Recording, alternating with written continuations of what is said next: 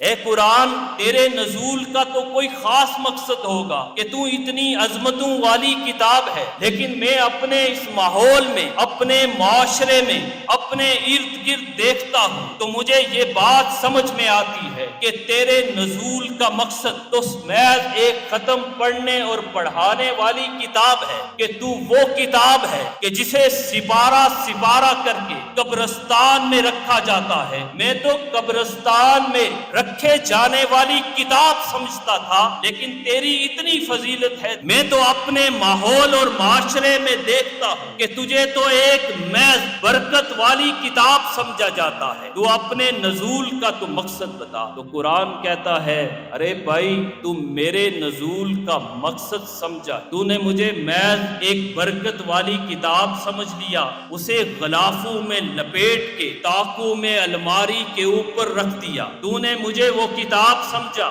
کہ دلہن کے سر پہ رکھ کے دلہن کو رخصت کرنے والی کتاب سمجھا ہے۔ تو نے یہ سمجھ لیا کہ میں وہ کتاب ہوں جو قبرستانوں میں پڑھی جاتی، میں وہ کتاب نہیں، میں تو نظام حیات ہوں، میں تو نظام اکسیر ہوں، میں تو کائنات کا نظام بدلنے والی کتاب ہوں۔ قرآن جواب دے گا، لِتُخْرِجَ النَّاسَ مِنَ الظُّلُمَاتِ إِلَى النُّورِ، کہ او بندے، تو نے میرے آنے کا مقصد نہیں سمجھا۔ میرے آنے کا مقصد یہ ہے کہ میں لوگوں کو شرک کے اندھیروں سے نکال کے توحید کی روشنی کی طرف لانے والی کتاب۔ میں وہ کتاب ہوں جو لوگوں کو بدعات سے نکال کے سنت کی طرف رہنمائی کرنے والی کتاب۔ میں محض برکت والی کتاب نہیں۔